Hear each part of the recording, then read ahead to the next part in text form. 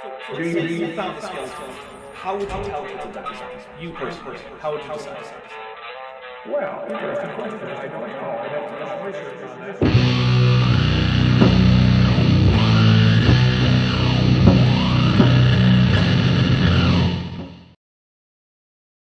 All right, everybody, we are back, or on, I don't know, with the after show for the debate that I just had with Sal Cordova.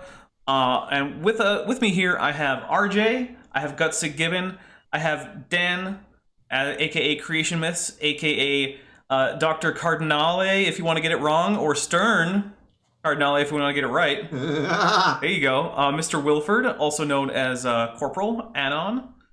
We got TD Lane, and we got Covert Cuttlefish, and I think... Don't let me get stalked again, please. I think Just a Walking Fish may be in at some point. Oh, he better be. Ooh, and, would you like some shrimp? Avatar would you like some shrimp, Mr. Wilford? No. You know what, David Pnf? I would like to give you a link, although at 7 I'm already at a situation where I'm already getting more people than I usually like to have on, just because I can totally bow out. I'm going to bed shortly. Well, right. we've got space. I can let him in. I just need to send. I need him to drop an invite link in the live chat, and I'll email it to him. All right, or David Pnf, if you have a Corporal line on. I don't think he does. But... No, I was going to say on Twitter, but yeah, if you can put in your email or something, or send it maybe to one of us, and we can get it to Corporal line on there. So wait, I guess, Dapper. Yep. Monk Mayfair has a question in chat. It looks like it's very complex. Okay. Oh goodness, we're doing Klingon today. Is that what we're doing? Yes. Yes. Well, first I'm going to point out that you've at least spelled one thing incorrectly. So you know. I didn't know this. I knew this was going to be a nerd stream, but I didn't think it was going to be that kind of nerd stream. Erica, in the debate, they actually made a point of pointing out the units for entropy. So I don't know what you thought you were getting into, but like... True. That's I was interested, to say the least. But I'm gonna be real with you, Dapper. That was my favorite moment of the debate. Well, you and Sal just agreeing on that. That was great. First, I have to say that Monk Mayfair is talking about stomping an enemy. I don't know. That sounds like this might actually be getting a little bit outside of the realm of how violent I want this stream to go. Apparently, he's saying that he wants someone to squish an enemy. I feel like he's getting the grammar a little bit mixed up, because I think he meant wanted me to squish my enemy or something. So we'll work on that later. Squish saying that you smashed your enemy, maybe? I don't know. Well, so the first... We can't at this point consider Sal an enemy. He's just too... No. Well, so amiable. His first declarative sentence is Top Jar Biner, which doesn't really make sense, but it comes out to something around, I want the enemy to squish something, which that's clearly not what he meant. Well, that could apply to pimples. I guess. You're worried about your enemy's skincare? Yeah, that's exactly. nice of you. Yeah, there we go. Let's make it benign. There you go. All right, so... I sent an invite link to actually the entire live chat because David Neff, for one reason or another, couldn't provide his email. Whoops. Well, let's hope that doesn't become a problem. Well, the thing is, I'm restricting who comes in. So yeah, I said whoever wants to join needs to give a reason. Actually, I think I have to point that way, but you know. Yeah, it's always confusing. So I want to get everyone's initial thoughts, and I'm going to start just top left from where I'm looking, and just go with RJ. So RJ, hey, Dapper, before we get going, just for everybody else in the stream, this is literally something, as someone who's been using Zoom for class for like 2 semesters now, just learned this week. You can manually rearrange your windows where people are in grid view. So if you are not Dapper, that's fantastic, and Neff is going to join, so that would be fantastic for you to tell me how to do that. So if you are not Dapper, what you should do is pull up the stream on YouTube and have it open, and then rearrange your windows to match what is shown on YouTube. And then you can follow what Dapper is saying in terms of where people are. And hey, dude. Hey, how are you? Not give a shit. Hello. Dude, I literally thought when you said Neff is going to join, I associate David as David, and so I for a second I was like Neffy. yeah, we all. If good old Nephilim Free is going to join, you need to just put a notebook in your mouth and hope for the best. Yeah. The Emperor protects. I get a ball peen hammer and start going bring. I actually carry spare paper in my backpack just just in case I. Well, if you see a flock of Nephilim free by the local pond, you have to throw them little crumpled bits of receipt paper. That's the rule. I've got a paper pen just for that. All right, but I do want to. Isn't a flock of Nephilim free called a scum? I do want to get though to the debate ideas. So RJ, initial thoughts on the debate from having just it went watched very smoothly and informatively. He was presenting pretty much the usual gee whiz design argument there, but he did bump into quite a few specific examples now and then. And what I tried to do on my end was put up the links to all of those. Fortunately, they were all readily accessible, so I was able to stick those into. And I have a wrench. Dan should have had a damn wrench. He doesn't get a wrench in there. And you presented your argument smoothly, and I thought it was a very informative and very cordial discussion when it got to the main event, which was just talking about stuff. And there's clearly the extent to which Sal has a curve that's going down the slide from an evolutionist to an old earth creationist to a young earth creationist. And clearly the religion is taken over the way he views things. I think it's going to be sad for him in the long term because he's constantly never going to be able to deliver on the hopes that he does. Right. Yeah. And anyway, that one Grodwall paper on the history of maximizing, and that looks like it's really interesting. And I think he's misrepresented its content. So I'm going to be covering that in a later evolution hour. That might take a few months to actually uncover, but sure, we'll give you the time, RJ, because you always find something juicy to look at. Of course, I would like to point out that Monk Mayfair has said that G-Man won, which is, of course, absolutely 100% correct. G-Man did win. G-Man won this debate? Yes. Wait, what? G-Man won all debates. Yes, G-Man is such an amazing debater that he can win debates he's not in. Yeah, he won all the debates. Well, I mean, I guess if your response to how do you explain God allowing slavery is if you question God, you're the double racist. Well, I guess that's fine. Yeah, you see, it's a great big QED with G-Man. Now, you know what? I've got a huge soft spot for G-Man. I know people hate on G-Man because he was nice to you. I would unironically take G-Man to Cold Stone on a slightly homosexual date. Okay. Too much information there, Colton. Erica, it's always a party. What were your initial thoughts? Go to Erica. He's already got the femboy cat boy thing going on down there. So that's we support you in all that you do. My favorite interaction with G-Man is in that debate when he called the fans of his arch nemesis Dragnaut dragoons, and then when I tried to find out if that he picked for them or not, he told me that yes, that was simply what he called those fans. And for whatever reason, I think I was just drunk off of the entire conversation, but it really put me over the edge.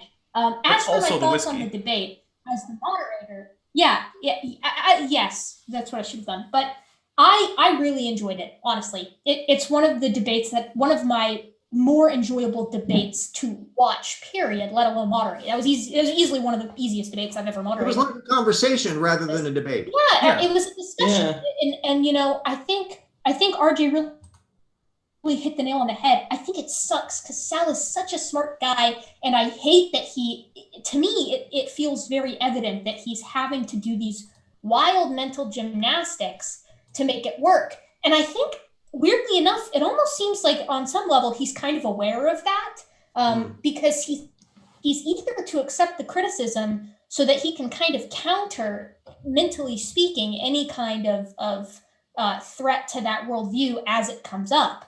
And I think Sal is pretty, at least in a conversational sense, open with the weaknesses of his position. I think he's in a Todd Wood position, similar in that mode.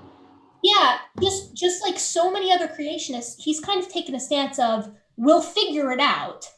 Just give us time, we'll get it. It'll end up working out in the end, despite this overwhelming preponderance of data against it.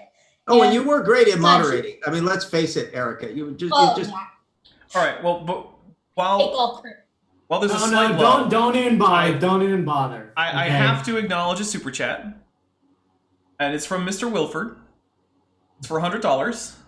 Wes, And it says, "I love you, and this is my final swearing car payment." And that is more than that. that. It is, and I say car payment because I literally got $900 off of selling my old truck. Well, there you go. I have the extra income to spend. This is the last time I'm paying back for swearing. Well, I'll be looking for you over at RJ Patreon. That is, I'm sure you will, and you'll get your payment. That is very much appreciated. Which also means, hey, we're only $100 away from Beethoven wearing a tutu on his next Kent with Ben appearance. Well, man, you are does he go for a tempting me 3-3? right now, Dapper. Don't do it. So that's everybody in chat except Mr. Wilford. Step up. Yeah, there you go. If you only if you want to see Beethoven in the tutu, because I want to see that, but not enough to super chat myself $100. We already had the Dapper Dino in a tutu, if you guys remember that. I do. I was there when we reached that goal. Yep, and there's Have you Beethoven considered in the selling chat. advertising space on that tie? That's a real logo potential. Oh yeah, I could put all sorts of corporate sponsors on there. Yeah. But Dr. Dan, I want to know what you thought of the debate. Yeah, so the first thing I want to say is I just have to echo what other people have said, that this was a fantastic, not just a debate, but a conversation, about some very complex issues that you two hashed out in a very, really teasing apart subtle distinctions in very complex biological ideas. And as a biologist, it was just I'm just sitting here enjoying the heck out of listening to this conversation. It was really fun to listen to. As a non-biologist, it's good to hear that I can have that conversation. Yeah, no, you did a really good job of distinctions with, for example, the usefulness of evolutionary fitness in terms of reproductive output versus the usefulness of other measures of fitness, of other measures of being good at something specific, right?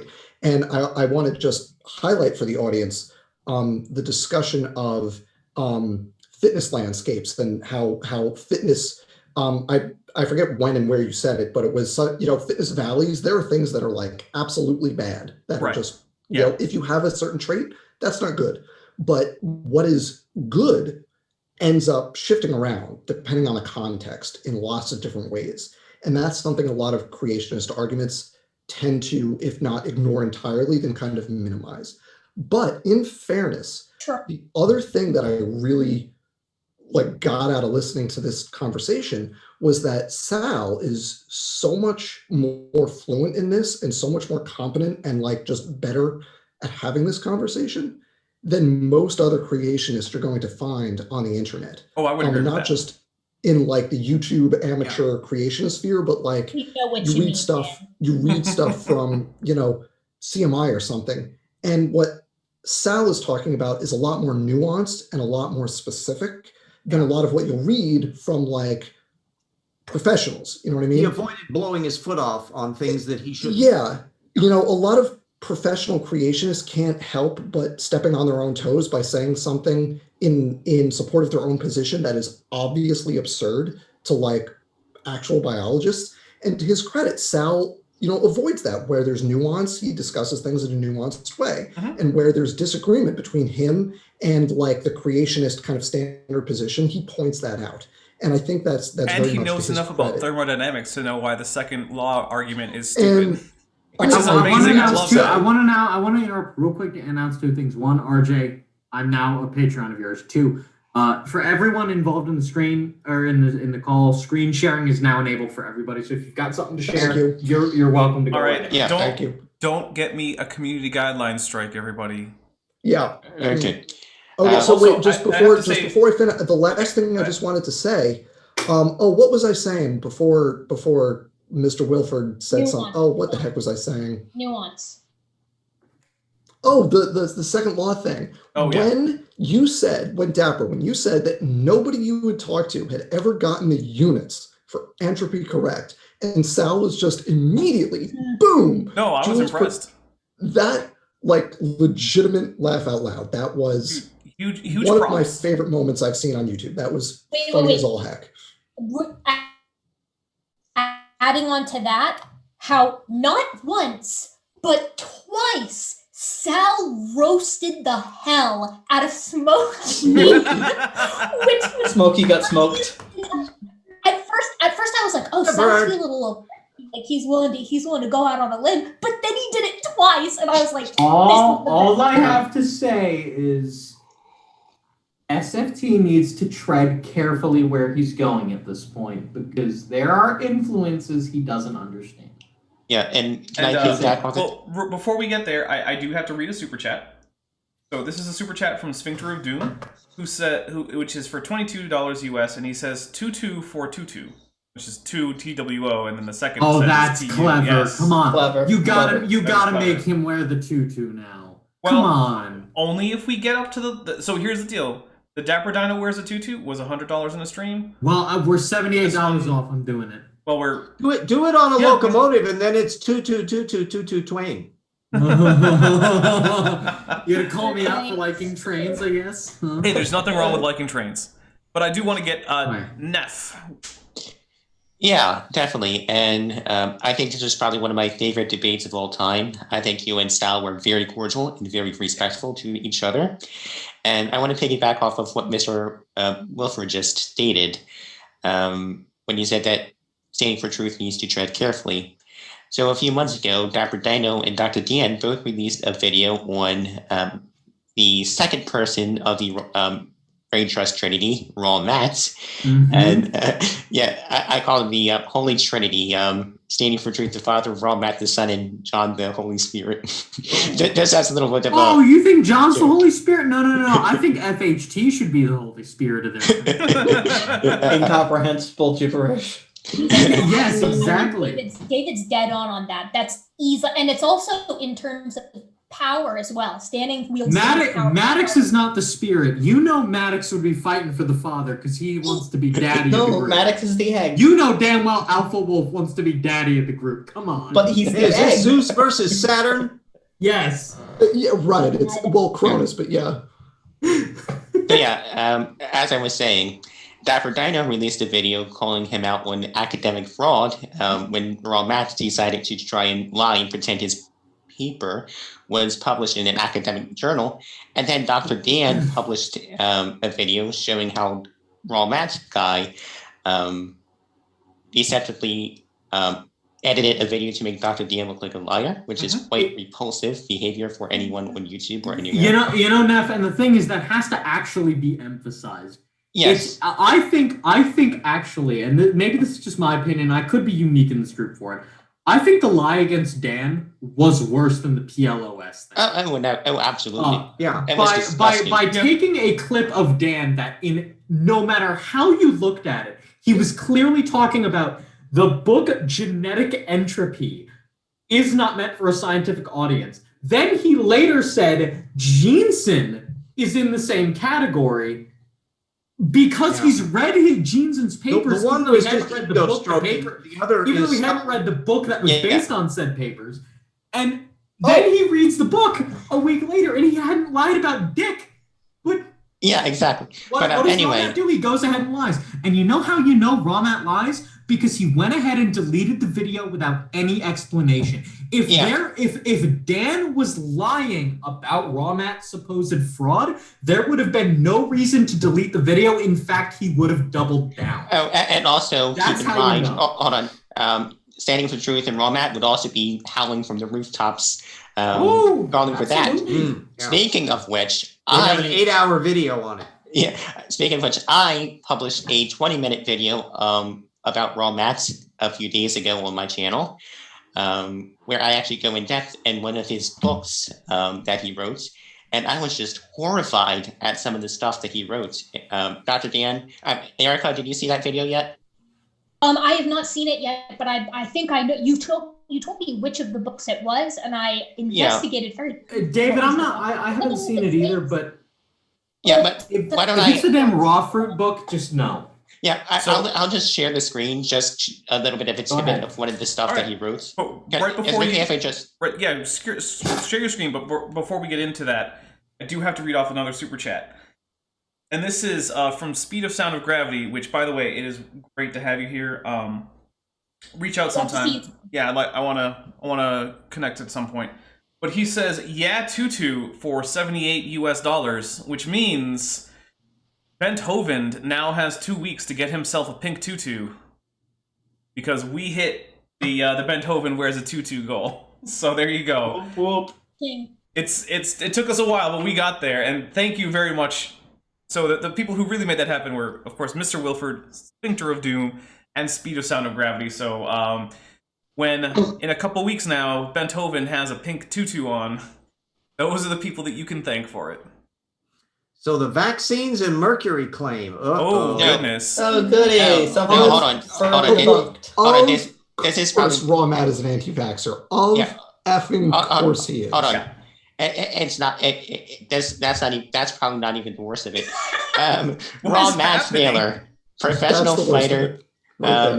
But let's see what he does. I'm honestly surprised that nothing in what you had just highlighted and/or this image is in bright neon text, which for some reason is ubiquitous throughout there. Quote-unquote books. Formulating of epic elixirs. Yeah. Well, keep in mind these are the same guys who said that any coal deposit from geology that is located outside of the Carboniferous is an out-of-place fossil because they are so uninformed. Yeah. They think that any coal outside of the Carboniferous was not expected. So the coal only seems to be there?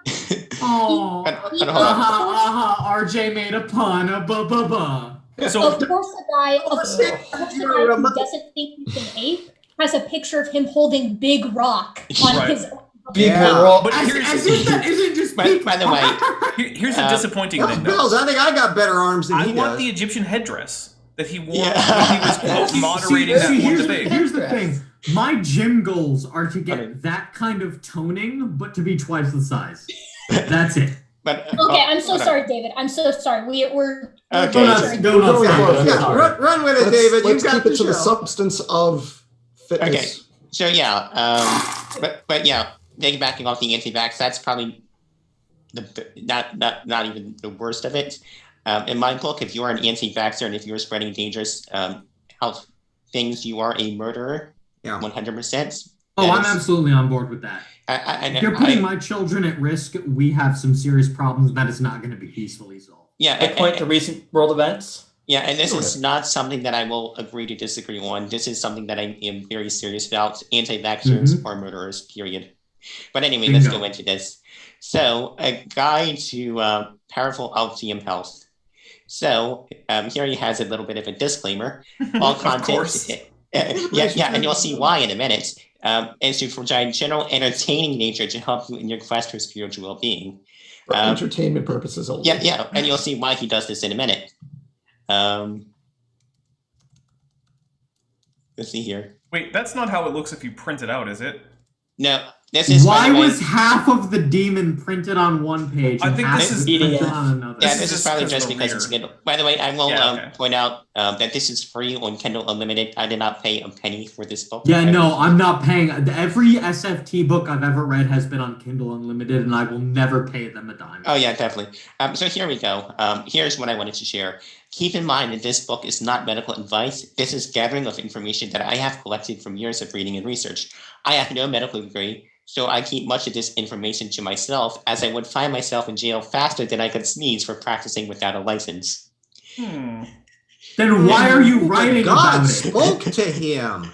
But God spoke to him and said, I must share the good news that I have found. So as you read this book, realize it is just coming from a layperson who has done lots of reading and has immense passion and is doing very long book reports. God, isn't he the same guy who said that he's not a layman when he writes about any of this? I am not a layman when I say these things. I am not. Hold on. First of all, I hope you guys appreciate this. When I was home for Thanksgiving, I grabbed an old bird cage of mine to house the Library of Air and Habitats, of which Standing for Truth's copy of Why Human Evolution is False is listed. So I want to go ahead and just make sure that we all appreciate what Colton said is dead correct. I am not a layman when I speak these things is in here, I believe twice. Let me find it. Hold on.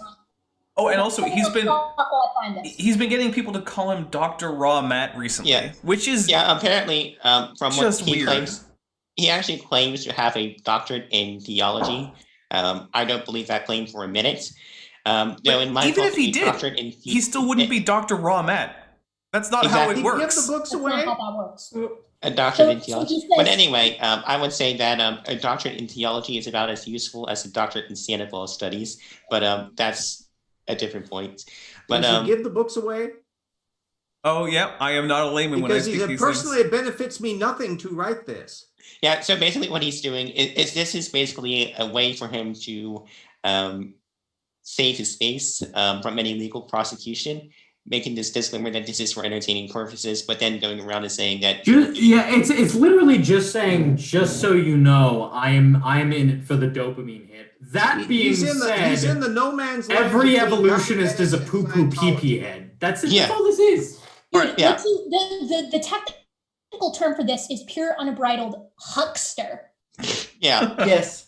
I Anyway. think Honestly, there is some there. I will admit there is something weirdly honest about outright saying, "I'm gonna lie to you and you're gonna take it." That's Yeah. true. But You're going to come across I do want to make sure that we substances get that are all not of the. normally talked about. So I do want to make sure we get everyone's initial debate thoughts. So if we can go I'm out sorry. of this for a bit, and Although, we can come back. you got to admit, this is damn effing. Yeah, this David, is- you might this want to is close this so amazing. we can get back to the debate. Yeah, Okay, this is sorry. I hilarious. just wanted to show one more thing from it, where he talks about Arianism and tries and promotes it in his book. Oh But, God. But yeah, it's Oh literally my perfect. god! We got wanted to- time. We got you wanted to share the plenty. screen? We got all the time. Yeah, we we got should some probably do like a whole show on that. Okay, Yeah, hold but- on. Let me let's get pull that to- up. Yeah, pull that up for in a bit. But let's get to Mr. Wilford's. Yeah, thoughts. sounds good. Sorry. So I thought this debate was really interesting because a lot of it sounded like what Sal said to Dan, and because I didn't find it convincing in that debate, I mean, yeah, I'm biased. Okay, I'm a proud member of Teen Dodgeball, and I will go to the grave with that. But I didn't find a lot of what Sal said convincing. But I was very impressed with his presentation because it was such a 180 from the Sal I know from Reddit and other online text-based mediums where he would what did he call our friendly dodgeball Dan? Something like Woody Woodpecker or something. Yeah. You know, there were a lot of childish names that Sal seems to have outgrown, and that says more to me about how he has changed as a person than any of the content of this debate could. That's fair. And it makes me He was on this road to happy to Damascus see him. one day. It makes me happy to have him as a competitor of this group. That sounds like it's good fun. It's going to be productive. He's very cordial. He knows not to be a dick, and that's fine. In terms of who I think won the debate, of course, I'm biased, but I obviously think Dapper made a better case that the normal evolutionary definition of fitness is superior. But I did come away with a better understanding, I think, of why creationists feel that it's such an unfair definition. And I benefited some there as well. Yeah, I also think that it helped me sort of get inside the mind of a certain type of creationist who actually does sort of dig into the literature about fitness and things like that. And yeah, it's nothing you're gonna really deal with in the YouTube creationist sphere, but there are this would help you get into the mind of people like Sanford and Carter. Mm-hmm. And why do they think that this definition is unfair? Sal is probably your best venue to figuring that out, short of talking to them directly. Yeah, no, I agree. I do. Can I just jump in for a second there, though? Yeah. Because we don't have to wonder why people like Carter or Paul Price think that the correct definition of fitness is unfair. They tell us in that famous creation CMI article, creation.com/fitness, that I memorized the URL to because it's been reposted so many times. In the final paragraph of that article, and it's by Dr. Rob Carter and by Paul Price, they say straight up, we can only win this debate if we make the terms fair. And by make the terms fair, they mean redefine the terms to suit their arguments. Like they just say it in plain English. It's so, it's for some creationists, I think there's a question of why do we need to adjust the definition of fitness? But for some subset of like scientific creationists and you have to at the very least count Dr. Rob Carter among them, who is one of the professionals who's affiliated with CMI, Creation Ministries International. He makes it perfectly clear. And if we can if you give me 30 seconds to pull this, I'll just read you the line that's relevant. While you're doing that, I'm going to point out to the audience that I'm seeing 53 concurrent viewers and only 21 likes. Yeah, okay, but Dapper, first of all, you have not pointed out Speed of Sound's $78 super chat that pushes us over. Yes, I did. Oh, you did? Okay, maybe I missed it. I'm we had that conversation. We made quite a few jokes about the tutus. I must have missed something. I'm so sorry. That's what happens when you go away. Give me just 1 second here, because I'm actually going to be all schmancy. Exactly 1 second. About this. Hang on. All right, you ready? Make sure if there's any technical stuff I have to fix. There you go. It's just sharing this article. So this is Fitness and Productive Evolution by Paul Price and Dr. Rob Carter. Don't shortchange yourself there, Rob. Come on. Seriously. So this is on CMI, creation.com, which look at those mutton chops. Herbert Spencer, non-biologist. Why are we bringing him up? So a couple things about this. They go through, the definitions of fitness, and the reason I'm looking off center is because my other screen is, over here. No, it's fine. They go through a couple things. They talk about my favorite T7 paper, the Springman et al. 2010, adaptation at a high imposed mutation, or evolution at a high imposed mutation rate. Adaptation obscures the load. They talk about H1N1, which is also one of my favorite things. I actually, not to toot my own horn, I get an indirect shout out in this paper as some online critics. I have a question when you're done. But then all the way at the bottom, the relevant thing, because this whole thing is about how the definition of fitness is wrong. And it comes down to this line right here, okay? Only when we insist that the terms of the debate are fair and accurate will we have any chance to clearly communicate the truth of creation and the bankruptcy of Darwinism to the world at large. In other words... Accurate meaning beneficial to creationism. In other words, we can't win the debate unless we change the definitions of the relevant terms. Look at that paragraph above. He suggested instead that fitness be defined in terms of real traits and abilities like intelligence or strength or longevity. Which only matter if that intelligence or that strength or that longevity makes your mates attracted to you. It only matters. It's a natural theology version of fitness. So that is that, we don't have to wonder what the motivation is for this conversation for some subset of creationists. We know what the answer is. They told us right there. Yeah. When the Titanic is sinking, redefine water. Yeah, we got another $10 super chat from Sphincter of Doom. So I'll read that out now. Sphincter of Doom for $10 says, a lot of the rhetoric of creationists relies on colloquial and everyday uses of words, but I'm only familiar with this in the Anglosphere.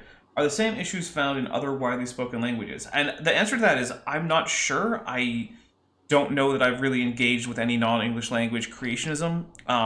If people have... So I would hazard that most of it is just parasitical, because almost all of the world's creationism is riffing off of either ICR AIG stuff or Discovery Institute Intelligent Design. And that's it. Those are the players. Yeah, CMI is a non-factor. Hey, Dan, I did have a question about the article you just showed, if it's okay for me to ask and for you to talk about on it. It is Dapper's after show, so I want his clearance. I do want to say real quick, if anyone has any creationist material that they think it's worth responding to, and it's in something that I can read reasonably well, which is probably going to mean like Spanish, French, maybe Catalan or something like that, send it my way. I am interested. Definitely any Klingon-speaking creationist. Leave that, Dapper.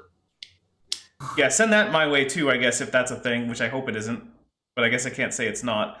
And Mr. Wilford, you had a question for Dan. So. Yeah, my question was, because you scrolled through that paper and they showed their H1N1 data, because H1N1 is like a prime example of genetic entropy. I don't remember if you talked about it in your video, because I only did watch it a few months back. But what are your thoughts on how they claimed that a virus that went extinct in 2009 had sequencing data about the genetic entropy it experienced that was dated as late as 2012? How does that jive together? How could they have a sequence of the virus from 2012 that went extinct in 2009? And they're still beating that horse in their 2020 post just now. Like right today, they're still on that. But Literally. well, Mr. Wilford, that's a great question. Let me tell you. Speaking of genetic entropy, Dr. Dan and Standing for Truth are both doing a stream on the same topic tomorrow. And I emailed both. I'm going to make this public information. I emailed both Dr. Dan and Standing for Truth. I copied them on the same exact email. And Dr. Dan, you can confirm going the I'm in. Going in the same format because Standing for Truth seems that he wanted to debate you tomorrow or whatever. I volunteered to moderate the debates. Let's see if Standing for Truth has not. He has not wanted replied to debate Erica, and then I said I'll debate you. And then in the chat just now, he said, I'll debate you if you can explain correctly. He said this to me, if you can correctly define relative fitness and absolute fitness, then I'll agree to debate you. And I said, okay, here are the definitions. When does that get the Hubris Award for 2020? Yeah, and here's my shout out to Standing for Truth. If Dr. Dan really is that bad, why don't you debate him just to humiliate him one more time? Yeah, exactly. My whole thing has been, if Dan is such a freaking clown show, you'd think he would be easy material to milk for months on end, but instead every account gets banned, every video gets blocked, and you just don't want to talk to him. And it's a complete contradiction. I can't tie my shoes apparently, but also no interest in a debate. So I don't know. So here's the weird thing. It's the same paradox that you see a lot in politics. Dan is simultaneously entirely inadequate as a scientist and this looming threat of deception. He's simultaneously powerful. All right, so a couple of things I want to hold up. I want to address something from the chat real quick, which was Creo Debunk asked German or Russian maybe, and here's the thing about those two languages, I can slog through them, but it really is a slog. I'm not willing to just try to read German or Russian just to counter some creationism in that language. I'm sorry. It's really going to pretty much stick to Spanish, French, Catalan, maybe Italian. And first, English. Bear in mind that an awful lot of that literature is merely foreign translations of American-style creationism, just as some of the stuff Intelligent Design has made a point of making their major apologetics available in Portuguese for the Brazilian market and so forth, and Poland and all that. That's another thing. So if it's unique enough, that's a thing. But yeah, I'm sorry. I'm just not... My German and my Russian aren't good enough. I would have to be sitting there with a grammar and a dictionary. And sure, I could do it. Fanga, I think, is German, a guy, and there's a couple others knocking around in there. That weird paleontology guy, he does some stuff in German. So German's actually a really good language if you want to get into paleontology. A lot of stuff gets put in German journals, and a lot of Conservation Lagerstätte. Yeah, well, and especially a lot of the older descriptions of a lot of fossils, the original paper is in German. So there are definitely another reason to learn German. Go learn German so you can pronounce German tank names correctly. There you go. But speaking of TD Lane, who's been somewhat quiet recently, TD Lane, what are your thoughts? I think you did pretty well. I think it was an extremely civil discussion, which I really like because, I mean, dumpster fires like what was happened last week are always fun, but they shouldn't be the basis of your content, which is what they are in MDD. And civil discussions like what we had tonight was much better. No ulcers were produced. Yeah, I think it's okay to have the occasional dumpster fire. I'm fine with that. Sometimes it's fun to just have some craziness go on. However, I would say most of the time, this is the sort of discussion I would prefer. And so that's a big shout out to Sal right now. Sal did a great job. Yeah. Sal was nice. I like him. He's extremely preferable to his SFT.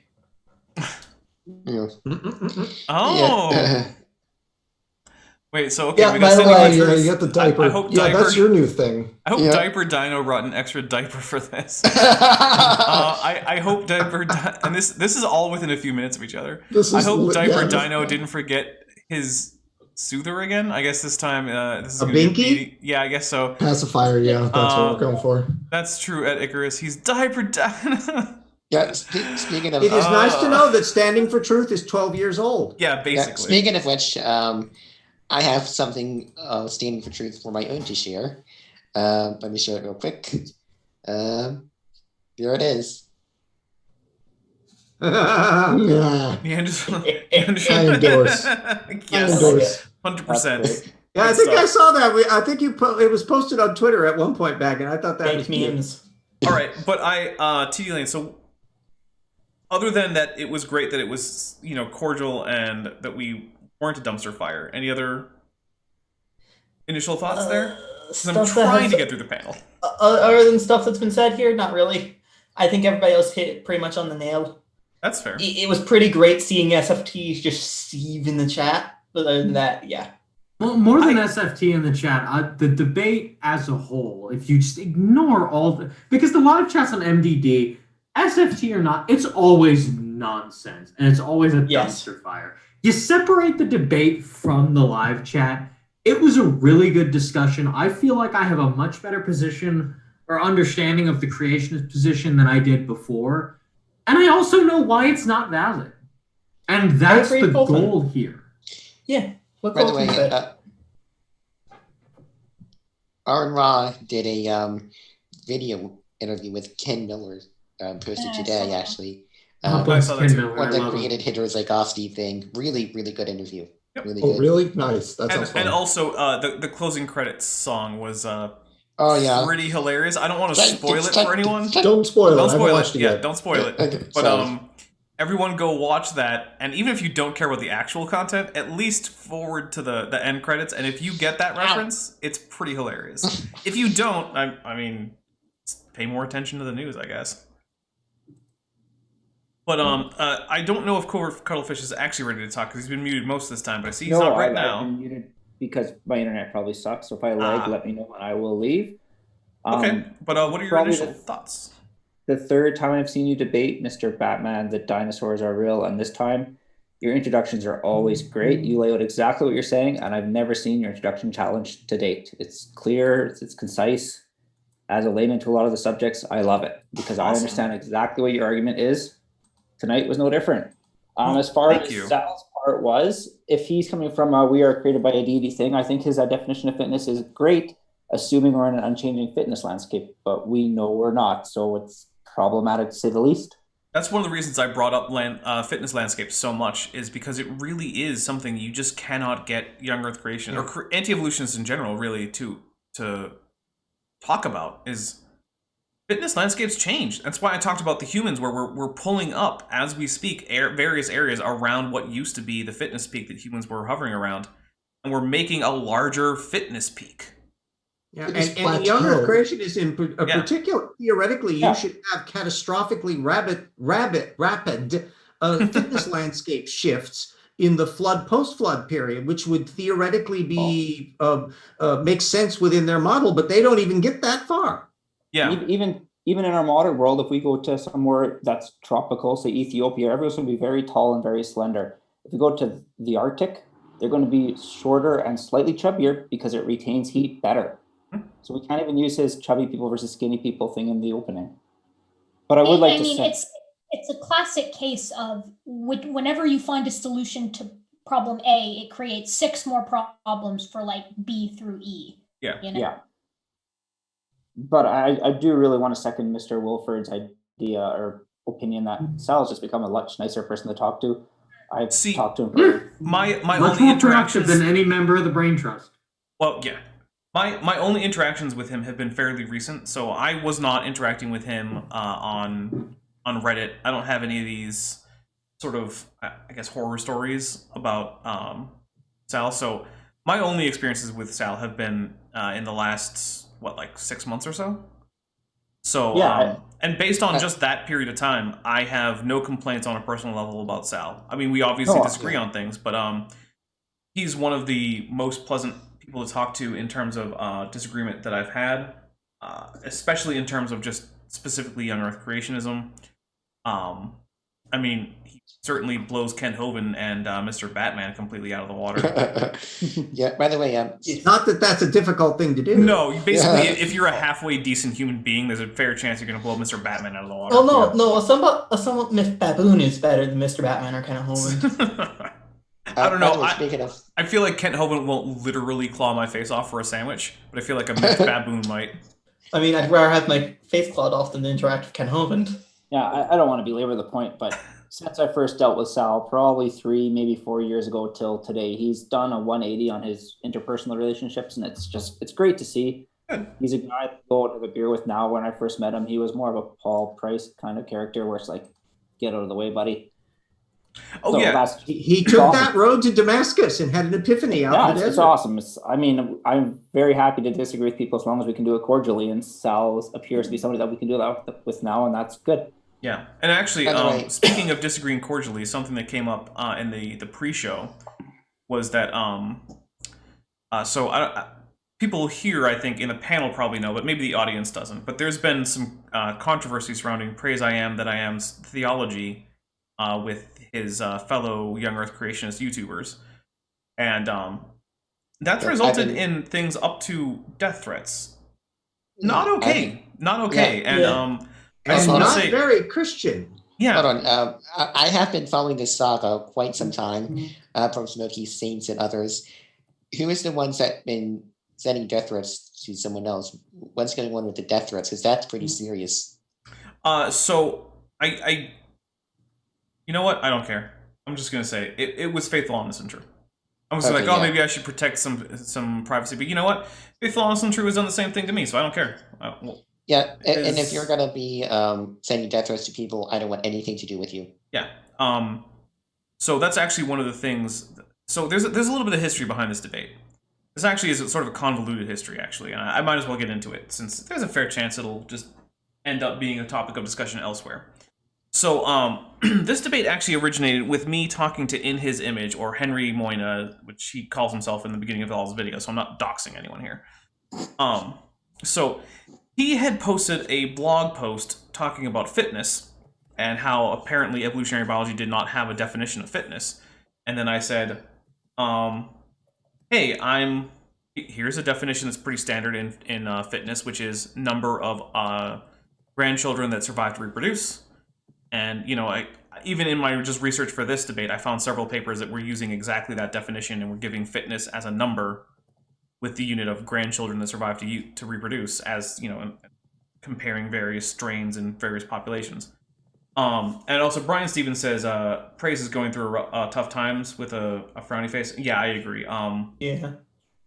Praise, if you watch this, feel free to reach out, man. I mean, we disagree on plenty of things, but that doesn't mean I wish you ill or I'm okay with your current poor treatment from certain circles. Yeah. So you have my support on that. Yeah, and by the way, some of the things going on with that is partially one of the reasons why I left Christianity, and I'm never going back.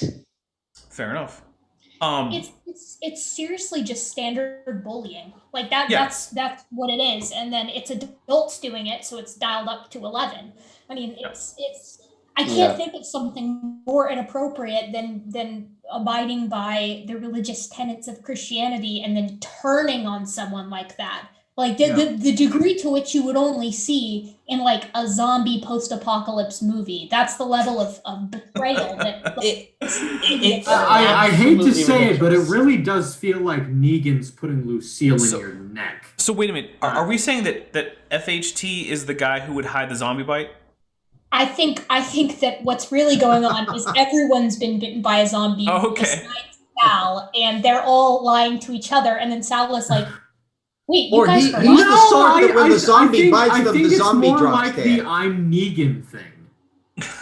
Okay, but I do want to finish the history of how this debate happened. So, I'll be back, guys. So, I said, you know, In His Image, like, hey, here's a definition. This is a pretty standard definition. Why do you want to have a discussion about this?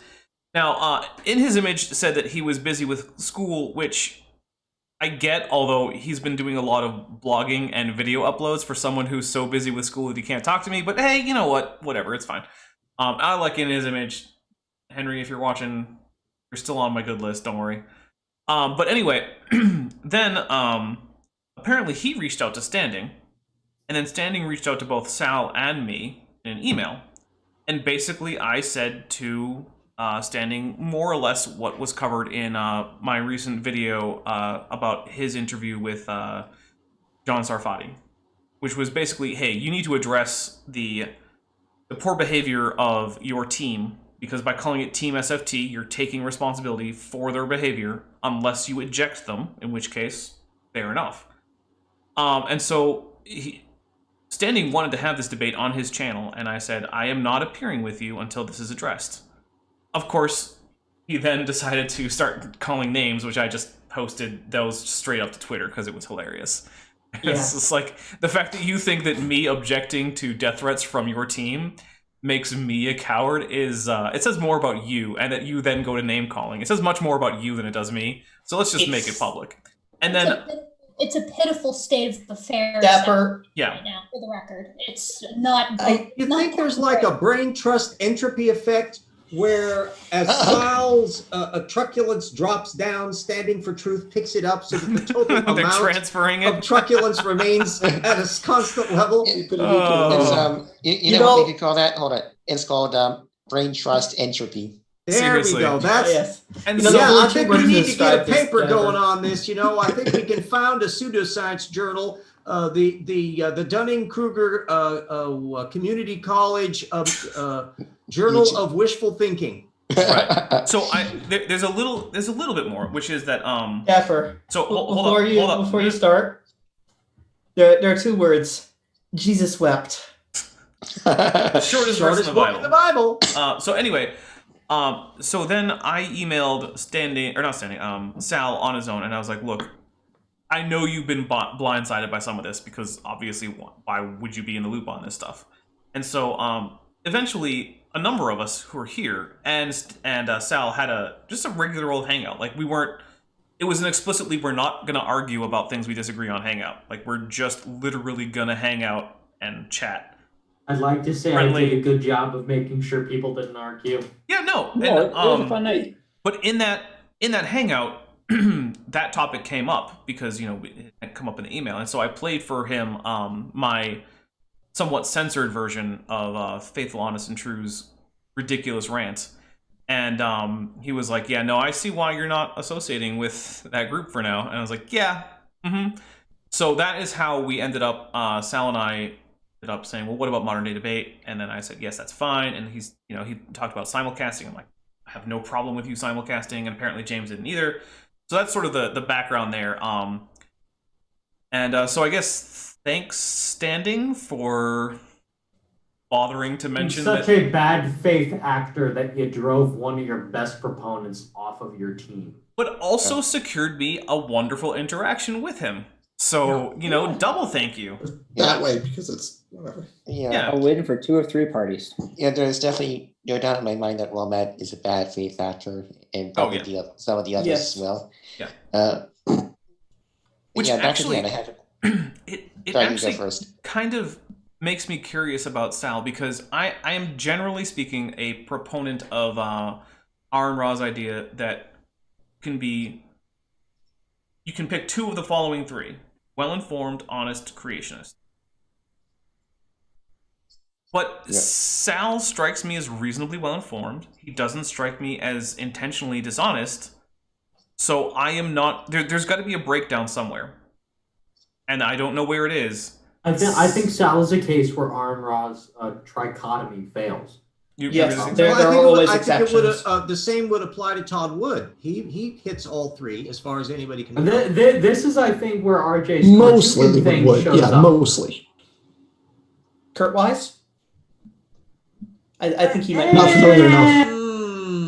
Not familiar enough to say. Iffy topic. I've emailed Kurt Wise to ask if he would talk with me and Jackson Wheat about post-flood geology, like what was the Cenozoic or whatever Wood ascribes the post-flood period to the geologic record. I wanted to talk to him about that because he's like the only creationist who believes that whales came off the ark, and he never got back to me, and I'm sad about that. That is an interesting thing. Can I just jump in for a second, because it's late, so I'm going to go to bed in like 30 seconds. I also just I think Covert Cuttlefish wanted to get a thing in. Oh, definitely. And then before you go, Dr. Dan, I do have a question for you. So I am applying to the University of Colorado Boulder and a couple others.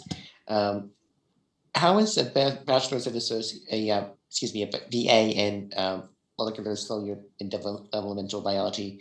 How is a BA viewed versus a BS? What is the overall difference? And do grad schools or med schools really look at them differently?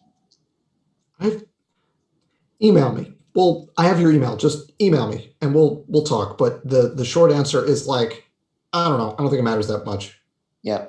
Yeah.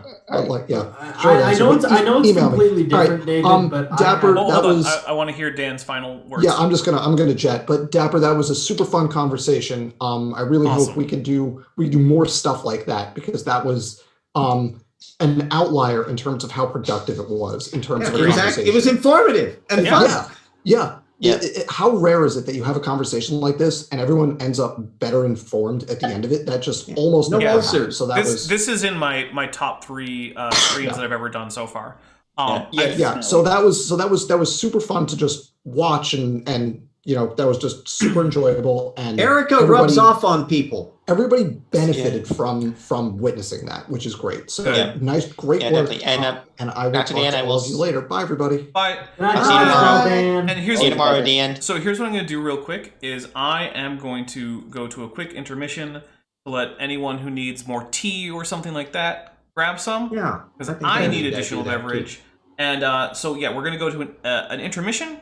And we will be back in just a few minutes. I will say, David, you asked about the bachelor's versus BS, and I'm gonna. We're going to the thing you guys were muting.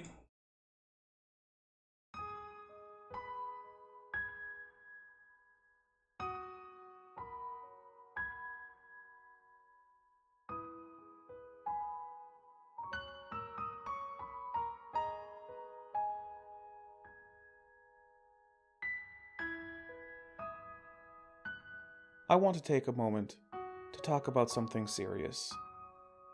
There is a problem facing late surviving non-avian dinosaurs in modern America. Hunting is very strictly regulated, and only allowed at certain times of the year. This means that for much of the year we have to rely on farm-raised food, which means money. If you want to help a starving dinosaur, please consider donating on Patreon, or buying from my merch store. Links are in the description. Please help. Dinosaurs all over YouTube are depending on you to help them through the hunting off-season.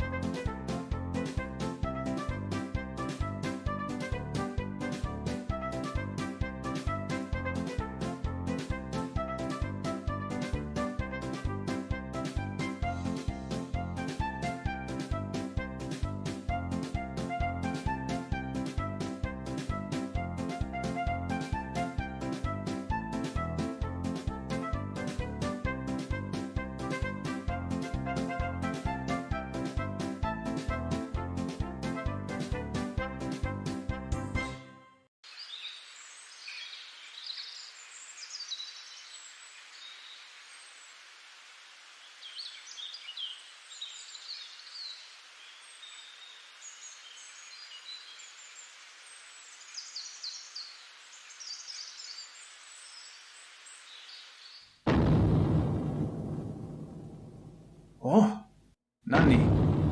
Dare? Oh, こちらですか?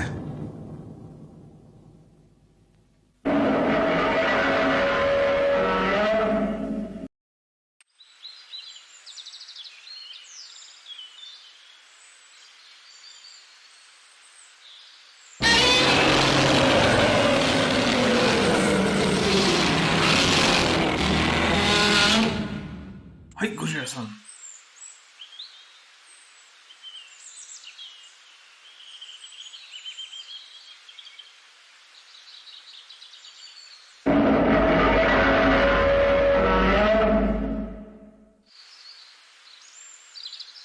はい。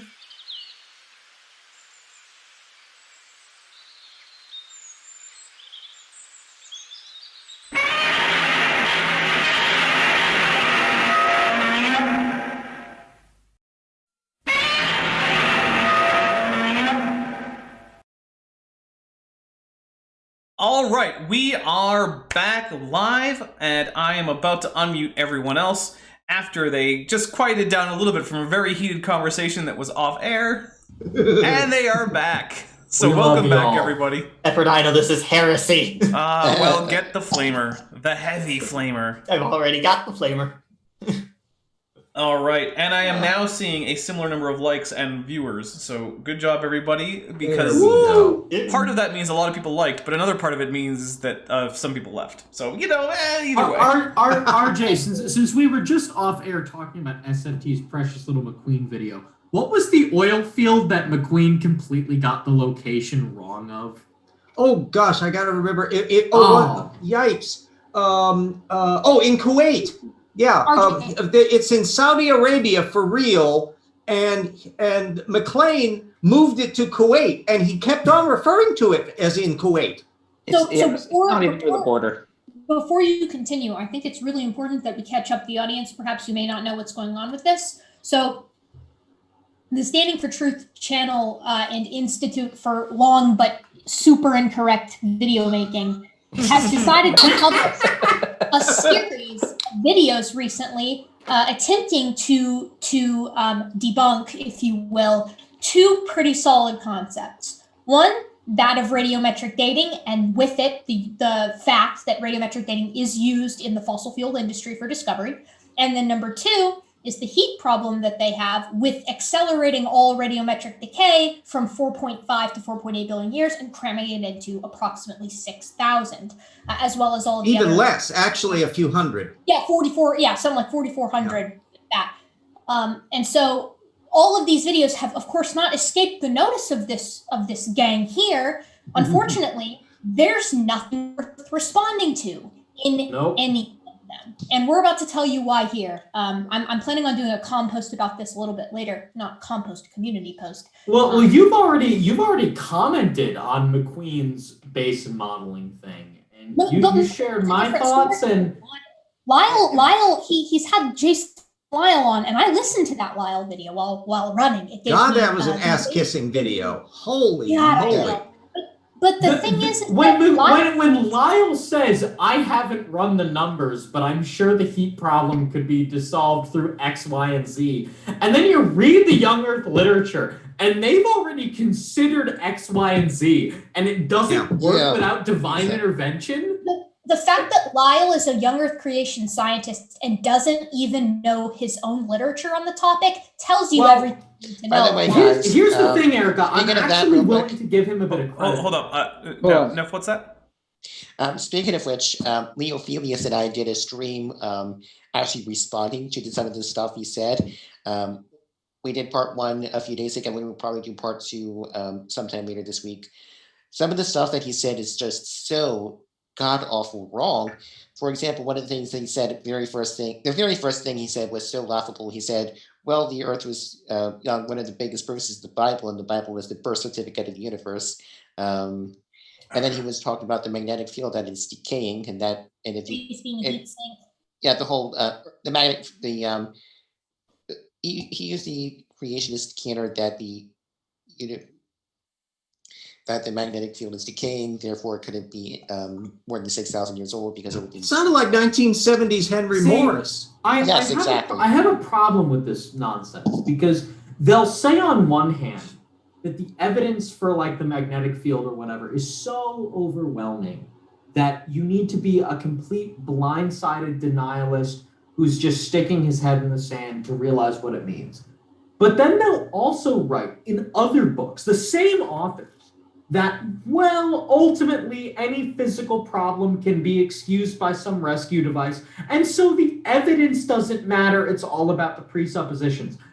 Pick one. Yeah. Either say the evidence is so strong that presuppositions can be refuted by it, or say the presuppositions are the only thing that matter. Stop. And meanwhile, get paleomagnetic people in the room and convince them. Good luck. Yeah. It's the classic, it's the chromosome 2 phenomenon. And the reason I'm nicknaming it that is because the same thing happens with human chromosome 2 fusion, which But is it's worse because it's Hopkins. No, let's go. Will say the following. They'll go, there's no evidence for a fusion. Fusion debunked. Fusion bad. There's no chromosome 2 fusion. And in the same breath, they'll say, but even if there is, it's not actually a problem. Because the human chip. Because what is Bayes' theorem, right? Paleomagnetism, the zebra stripes in the ocean, and oil and gas have one thing in common. Oil and gas companies care about making money. The military cared about mapping the ocean floor for killing other people. Neither of those have to do with creation versus evolution, the age of the earth. It's just understand that simply finding some guy that they allegedly claim was in the oil industry and didn't ever use oil or the age of the rocks in his job doesn't matter, because that technique, the technique of basin modeling, is limited to a small group of people. I will second that, Mr. Wilford. I have drilled oil wells for 10 years now, where I literally am the geologist sitting on an oil rig looking at the cuttings and the oil coming out of the wellhead. If I'm the guy who brings us to McLean in the 10 years. Okay, hold up a second though, because a wild Jackson Wheat has appeared. Yeah. Yay! And Yeah, I want Jackson Wheat's impression of the debate. Yeah, get your unmute, kid. Because remember, this is supposed to be an after show for a particular debate. Yeah. So, Jackson, what'd you think? I can go then. I apologize. I didn't realize. Wait, did you not see the debate? I didn't watch the debate. I thought you guys were just hanging out. If you're live on Dapper Dino right now. Yeah. Well, I want to say I was watching all of your live tweetings of it. And so I feel like I have a vague understanding of what occurred. Oh, hey, hang on. Cheshire Vic wants to join. That's cool by me. So how did it go, Well, Dapper? I guess my summary of the whole McQueen video is McQueen basically told SFT what they wanted to hear, and oil or the age of the rocks isn't relevant in oil exploration. The oil exploration literature explicitly says that basin modeling is an integral part of oil exploration, and a integral part of basin modeling is figuring out timing of when a trap formed versus when oil was being produced to predict if the trap formed close enough to migration to allow oil to fill it. Because a trap could, according to McQueen, structurally, because McQueen wanted to pass it on structural geology, it could be beautifully perfect for trapping oil. But if the basin model history tells you that trap formed 35 million years ago and the source rocks stopped making oil 65 million years ago, it doesn't matter how structurally perfect that trap is, it's not going to have oil in it. And you know what's really funky, I was just mentioning before we got back from the break, is one, McLean rather boldly moved an entire oil field from Saudi Arabia to Kuwait. Yeah, and Standing for Truth had no idea of it. And I was looking at the dates of things because I looked up all of the technical papers and the stuff that McLean had written about. And what's interesting is they're really old. They're 1980s creationism. And as far as I can tell, his groundbreaking model is listened to by absolutely nobody. Guys, we have a new participant who hasn't managed to say anything yet. So, hello. It's okay. I like listening to people who are smarter than me talk. What's up, Chet? You're not true. That's not true. You were smart too. I mean, that does not make them not smarter than I am. Fair enough. But the real question is, Chesh, did you see the debate? No. Oh, come on. If you do see how do you think it went, will be pleasant. I assume, well, it's Dapper. I just assume Dapper just stomped on people with his big dinosaur feet. And I also assume there was probably a lack of moderation. No, I wouldn't say that. It was really a pleasant debate. It was very nice. The only reason there was a lack of moderation was not needed. Right, there is that. Good. I was the mod, chat. I'm happy to hear that. Yo. Okay. First of all, Erica, don't do the freaking IRL emoji like finger thing, and two, I hate to say it, but the debate went well precisely because James wasn't there. I don't know about that. I think that But Erica is a splendid moderator. I'm not a fan endless of James' cheer. moderation style. You're upbeat at all times, and it shows. James doesn't moderate. He doesn't have a moderation style. If Erica was the one moderating, then yes, I would immediately. I honestly think I retract my concern about the moderation. By the way, The only time I've ever seen James actually kind of moderate is when Neffy ran off the rails at one point in one of the debates, and he actually had to rein him in and say, "This is off topic." Yeah, and when R and Rob debated Nathan, and he had to jump in and say, "Hey, gentlemen," all that. Yeah, that got pretty heated. I honestly think modern day debate would be so much better if he gets 2 moderators. That way, James could be focusing on gathering up the questions, and the other moderator could be focusing on the. Although there is nothing more hilarious than to hear him try to read some of the apparently, questions. Chesh, someone missed your name. This middle person here is Cheshire Vic. She comes around every once in a while. I don't know why. She just shows up every once in a while. Oh, I will tell Puck. Hey, Puck, you want to say hi? Hi, Puck. Hi, Puck. There's Puck saying hi. Aw. Hi, Puck. Say they want the Puck dog has his own Amazon wish list. I did the emojis in the chat. I'm now. Puck actually over on my channel, because I have membership, there's a Puck emote. Yes.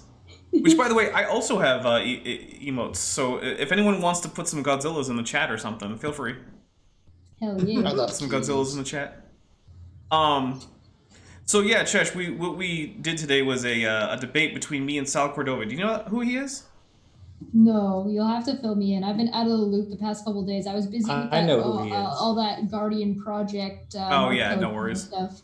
So Sal Cordova is he's big on genetic entropy, and one of his big arguments is that the standard definition for fitness that evolutionary biology uses is stupid. And so today's debate was basically, is that true? And of course, my answer is no, it is not stupid.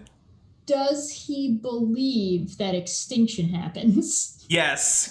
So, as far as I know, Sal Cordova is not yeah, I saw the extinction denial video that you did with Jackson. Oh man, Jackson. That's not all. That's not all. There is more to come. Oh, is there more coming on that front? Maybe, possibly. Okay. It's all very, very questionable. So yeah, you heard it here first. Check out the first. Can you at least get him to accept video. that tinction happens? I don't know, but no. So it was actually a really cordial and productive debate. And unlike, did you see the dinosaurs don't exist debate? Probably not, but unlike that one I saw part of. Oh, you saw part of that? Well, unlike that one, we actually had 2 people who were willing to listen to each other's points and address them, as opposed to someone who was just ready to say, "Ha, you admitted it. Dinosaurs are fake." And it's like, did I admit that? It was actually a dope conversation. Yeah. Like, even if you're not into stuff, I'd watch it. It was really fun. Really. Yeah. One criticism I will say of James is that I like his overall platform, but he platforms the worst possible people. Like, Alex should not be given a platform, and neither should Nathan or any of the other clowns. So I tend to think of... I'm pretty sure Nathan Thompson basically, I think he might be in the nominations for Dumb Fuck of the Year this year. I mean, when is Nathan Thompson ever not? By the way, that's the first and only F word. Yep, that was our win. He's gonna be up against Kyle and Unirock and potentially Katie Joy, and all 3 of them are definitely more detrimental to a community and detrimental to like humanity than Nathan Thompson. I'm voting Kyle for Dumb Flop of the Year. But by the way, you did use up our one F Thompson. Picture Nathan Thompson and one of the 2 dinosaur deniers that Dapper debated on the same team. I'm actually working. I'm seeing if I can get Dapper on the panel this year for nominations, because we've had a couple of weird background things go on where people are shifting around about who's actually available or not. So if a space, because I wasn't on the panel to decide who was allowed to be on the panel, I wasn't there. I'm working in the background to see if I can get Dapper on the panel. You weren't on the panel to decide the panel? Yeah, I wasn't on the panel to decide if I was on the panel. But Chef, You you have own to appoint a 95% of subcommittee. the panel. Yeah. Yep. Hey, I think you're Rudy 95% of that Giuliani's panel. going to be available soon. He can be your lawyer. You are the Senate. Oh goodness, Rudy Giuliani. If he were involved in sort of like the same YouTube circles, like he would be a pretty good pick because my goodness, has that been a lot of stupid stuff. Yeah. Also, check out his performance in the second Borat film. That was a lot of fun. Oh, yeah. None of us really do too much politics. Famous bedspread It's the scene. closest to a real life troll that I've ever seen. Like physically? Like physically and in his general personality. Hey, I just want to say that right now Sal has an after show, and the only person in there is in his image. Oh. Go watch condolences. Sal's after show after this. Yeah, So- go give Sal like in fact actually if any of my mods can post a link in there, if anyone wants to drop in and say hi, should we offer him like a simulcast option? Like, hey, if you guys want to jump over to here, maybe we can have a couple people here drop out just so it's not too crazy, and then you can keep Posted streaming. a link in the YouTube live chat. Yeah, come over to us, the cool kids. Yeah, because you know what? I would also like to talk to In His Image because I've never had anything but pleasant interactions with In His Image. Yeah, I can take off. I mostly just popped in to say hi to everybody because I wanted I was actually going to because Is that the guy? Yeah, I'm going to bed Erica, pretty you soon. can't leave before Hold we on. try Too many to people get- at once. Too many people at once.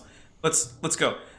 Erica, you said you were heading out pretty soon. Yeah, I got to get up kind of early tomorrow. I've been What is doing it? this thing where that's a long story. All right. Well, Was you it have like a 11 there? wonderful Before, night. Erica, before you go, what do you have any general thoughts on my stream that I did responding to Sanctor's attack on your video? I thought it was very comprehensive. Yeah, I mean that's the thing. Like with standing for truth, really and truly, the name of the game is to just address all the points. Because he bites down like and doesn't let go if you don't hit it beat for beat, and then of course doesn't offer you the same respect. So that's all you can do, and I thought you did a great job. Yeah, thank you. Okay. Anyway, peace out, Erica. You did a great job moderating tonight. Agreed. Even if Chesh I'll be doesn't think offered so. to join here in SFG or in Sal's stream. Sure. See you. Good to see you again, Chesh. We gotta get on a stream where we can hang for longer. Yes. Oh, and Erica, I know. gotta do that thing about the Ken Ham dinosaurs book. I know what we can do for a longer stream. All right, but guys, these are off-air discussions. We can have discussions about coordinating more streams off-air. So we're gonna let definitely. I forgot to show Dapper. You have a different edition than I do, so that's gonna be fun. Mine's probably ancient. Jackson mine's ancient. from '98.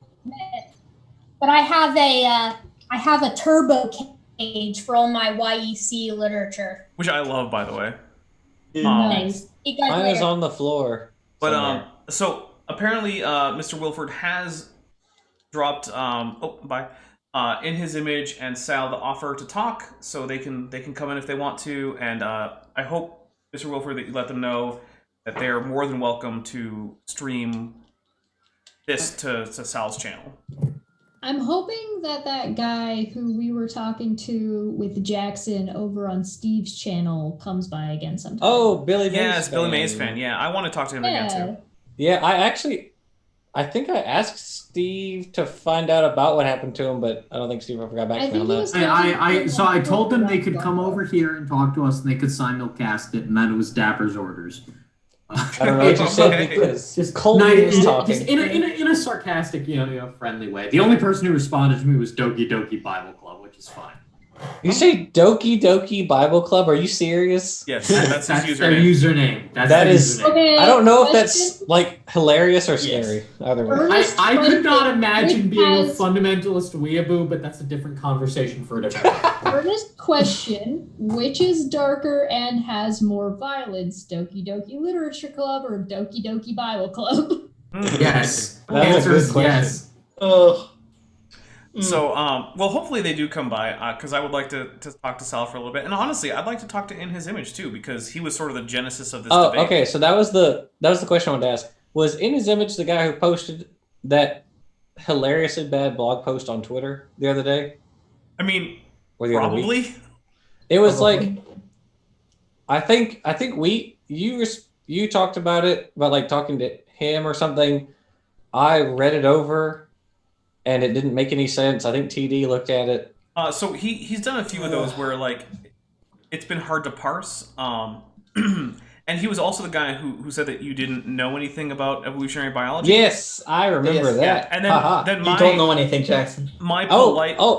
I responded to him. I said, "Hey, why don't you come on? We'll talk about it." No response. You know nothing, Jackson. So I'll say this. Look, I've been in his images live chat. We've interacted on Twitter and in email and in live chats, and I've never had any trouble, being cordial and friendly within his image. It's fine. I'm usually pretty cordial with creationists. But I will also say that for someone who claims to have a degree in biology, he's shown no indication. Don't they all claim that though? Right. So I am concerned about the academic rigor of the institution from which he got this degree. I mean, like, doesn't Raw Matt claim to have like a doctorate in theology or something? Yeah. I will slightly I'm going to politely disagree a bit with David here and say that there are in fact rigorous theology degrees that you can get from accredited universities that actually mean that you had to study the history and internal structure of the theology of a particular region. Unlikely Paul or Ramad has done that. But that's probably not a thing. Or you have to like translate Greek and Roman or Greek and Latin documents and things like that. Sure, I could believe that, but or do crossword puzzles in Aramaic, something. You can divide theologians into two different groups, which I'm not going to say are definitive, but you divide them into the Bible thumpers like Ramat, and then the people that actually take the time to study the Bible really thoroughly. Yeah, there are good scholars with theology degrees. So two things, guys. For one, Doki Doki is being very kind on Sal's stream and is providing the link to this channel where they can message me to join this stream. But Sal has also provided the opportunity to talk to him on his channel, which is smaller. So if any of you want to do that, that's an option. So what has he actually offered? He's just given the link to the StreamYard. Oh, I mean, I don't mind going over there. There'll be Dapper, a little bit of a black screen. Let's go. Well, I don't think all of us can go. Yeah, I think I'm going to go over. Let's just rate it. I think I'm going to go over. But so not all of us can go over. So I think probably at most 4 of us can, because I don't think Sal is paying for the premium StreamYards. So I'm willing to go over. Does anyone else want to? So David, you do. What about RJ? I'm good. I'm going to go to bed soon. All right, so I'm just going to watch in the live chat. I'll stick here. All right, so here's what I'm going to do. Mr. Wolford, if you could just DM me on Twitter that link, I'm going to turn off the video here, and I'll also leave this room. But then hopefully I will show up on Sal's live feed, and we can go that. And that'll be the last half hour or so, maybe hour if I decide to go longer on this. So I'm going to do that now. If I may. Yes. Before we stop, I need to answer Chess's question from earlier. It's Doki Doki Quran Club, obviously. Oh yeah, that's rough. All right, so Doki Doki Harry Potter. Yeah. So that. Let's see. I'm gonna mute here for a second. I'm gonna also turn off my screen, so just to make sure I can actually get into to Sal's thing. So real quick, everyone, say goodbye, because we're say goodbye. Bye, everybody. Thanks for stopping by, everybody. Sleep well, unless you live in Australia, in which case, good afternoon. All right. So you guys are.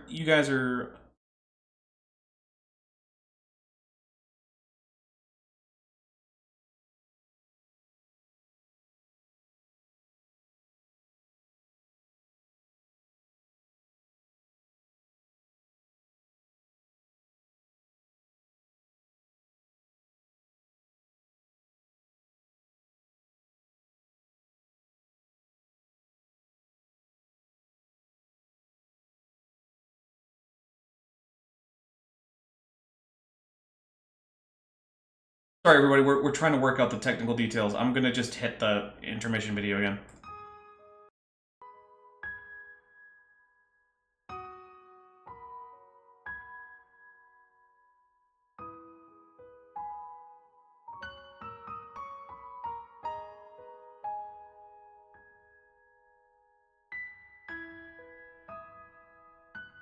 I want to take a moment to talk about something serious. There is a problem facing late surviving non-avian dinosaurs in modern America. Hunting is very strictly regulated and only allowed at certain times of the year. This means that for much of the year we have to rely on farm-raised food, which means money. If you want to help a starving dinosaur, please consider donating on Patreon or buying from my merch store. Links are in the description. Please help. Dinosaurs all over YouTube are depending on you to help.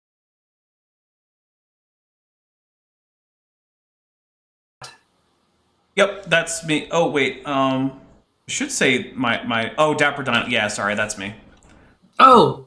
Yeah, and I just had you guys go. You guys are on my channel too because I'm just streaming this, and so yeah, so I basically abandoned my meeting to come say hi to you guys because you guys deserve me to say hi to you too, not just those guys I was chatting to. So hey, and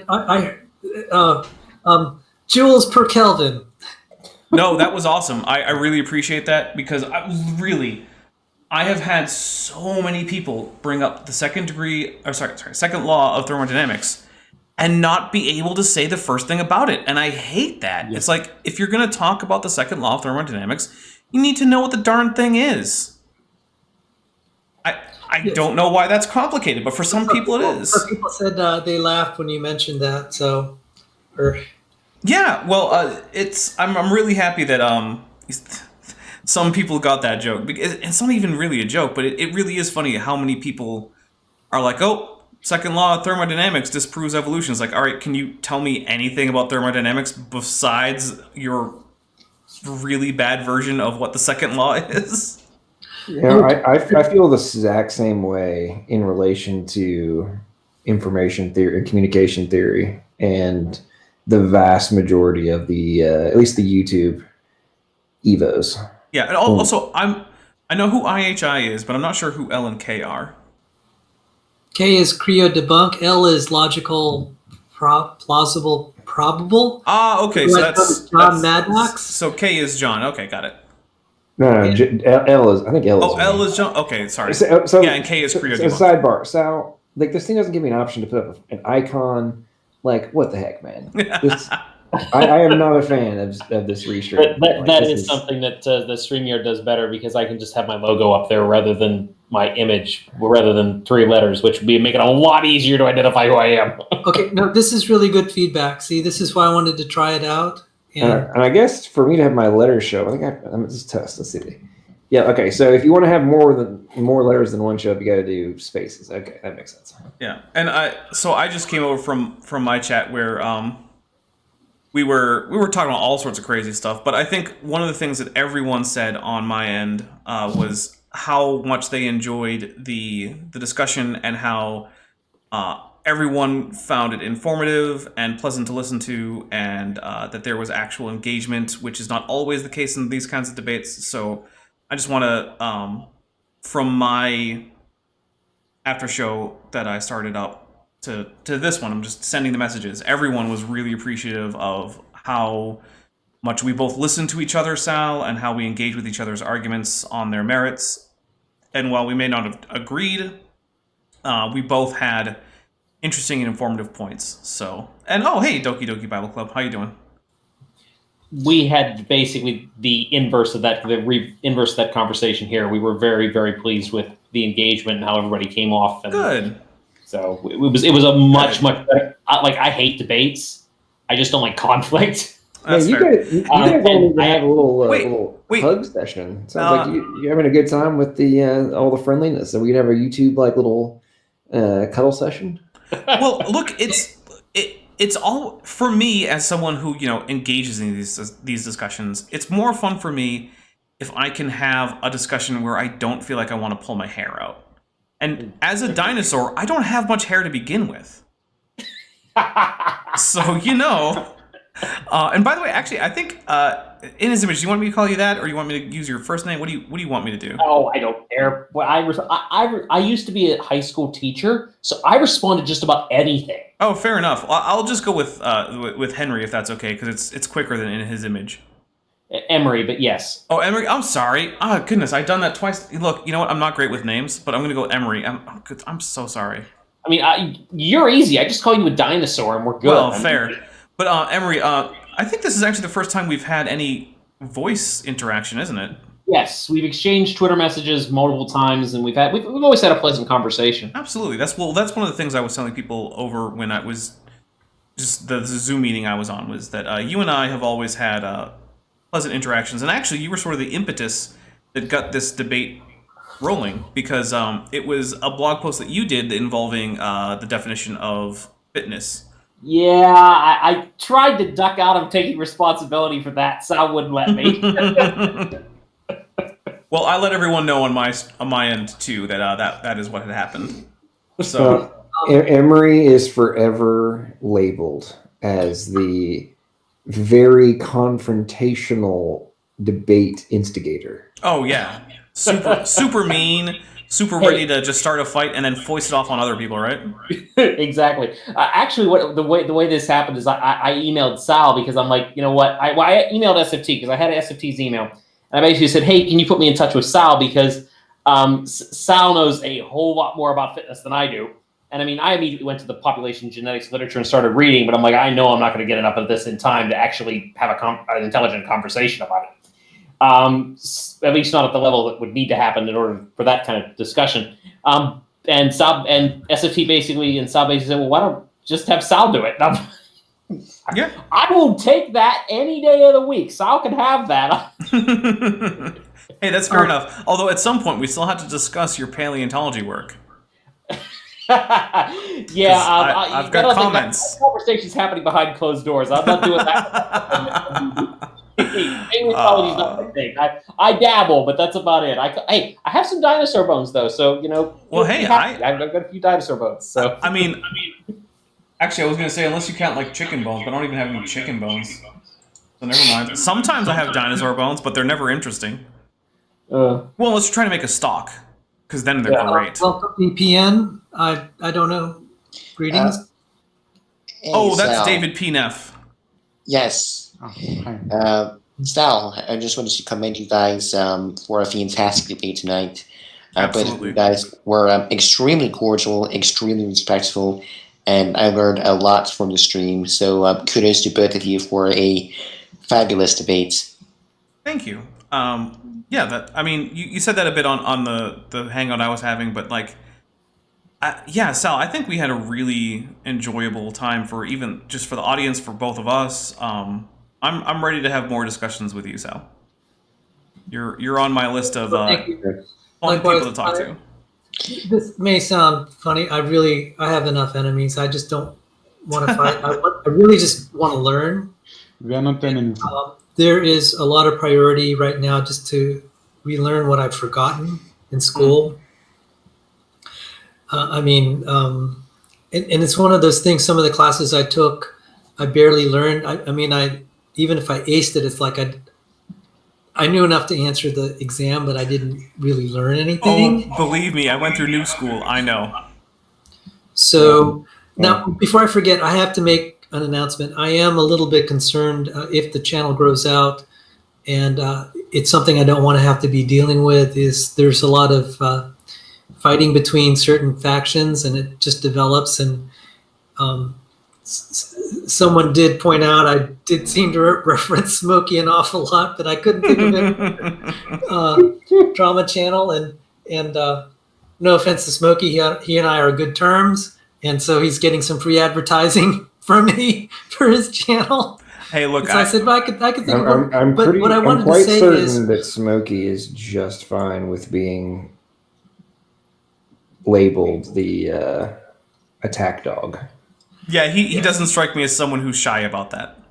Yes. So where I was headed with this is this may be one of the last open mics I have. So I just don't want to deal with it.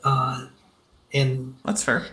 As much as I enjoy meeting people, and I'd like to meet them on like specific terms, like it'll be open mic if people want to talk. Like if I have classes on quantum mechanics or mathematics or molecular biology, people are welcome to come. Just focus topics. But anything is just like a free for all tonight.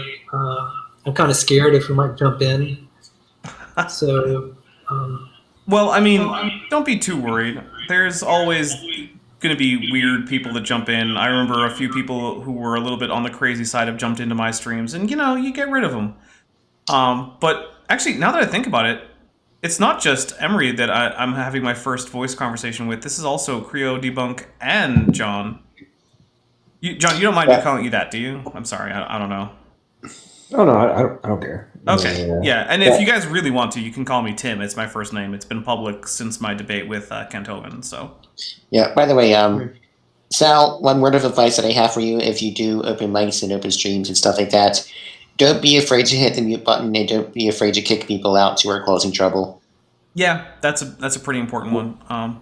Actually, you know who was one of the first people I ever kicked out of a reasonably open mic session was our friend Jason there, Sal, whose strange rant I've played for you before.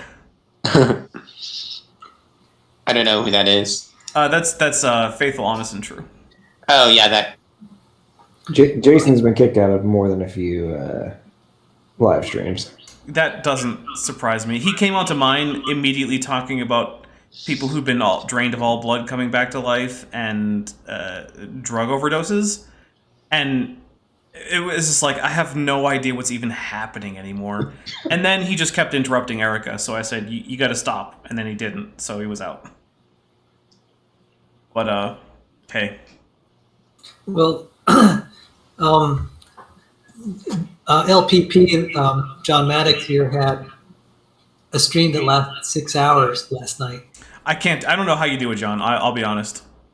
Well, John said he was going to end that stream in about 2 hours, and I came back about 2 hours later, and he was still going. I'm like, what on earth? I left. I thought you were done. Okay, so I survived. I made it about 3.5 hours, and then I passed out and let a lot of times with those, if there's a bunch of people still going, sometimes what I'll do is just be like, okay, anybody else that wants to come in, like, get your ass in the stream now because I'm done. Yeah. And then, when the last part, I'll wait for like 5 minutes and somebody hops in, cool, and then I'll just obviously I don't leave if there's like people I'm worried about going nuts, and doing crazy stuff. But as long as it's people I'm comfortable with leaving, then I'll just go to sleep and let them keep talking. I guess the longest one that's ever happened ended up going like 13 hours. My goodness. This was like 4 or 5 months ago, and it was after a debate. Turned into it was a pretty big stream for a while, and I made it like 8 hours, and finally was like, okay, I'm done. But there was it was packed. There were still like 40 people in the watching, and like maxed out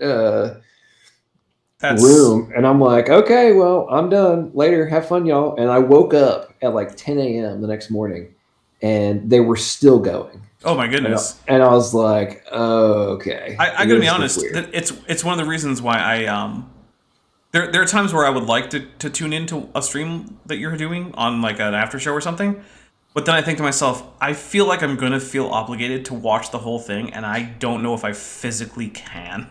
No, I mean, to be honest, I try to keep, at least for the first couple of hours, I try to keep the after show debate after show live streams. I try to keep them pretty focused, like, hey, initially let's what'd you think about the debate, who won, lost, best one-liners, what'd you think overall, that kind of thing, and then kind of do round robin stuff, and then if it's any of the people from the debate come in, kind of go back and forth with them, and then I'll kind of let it degenerate into madness. Okay, after that, hold up, I'm someone from the other side of the debate, so I want to hear everyone's harshest criticisms.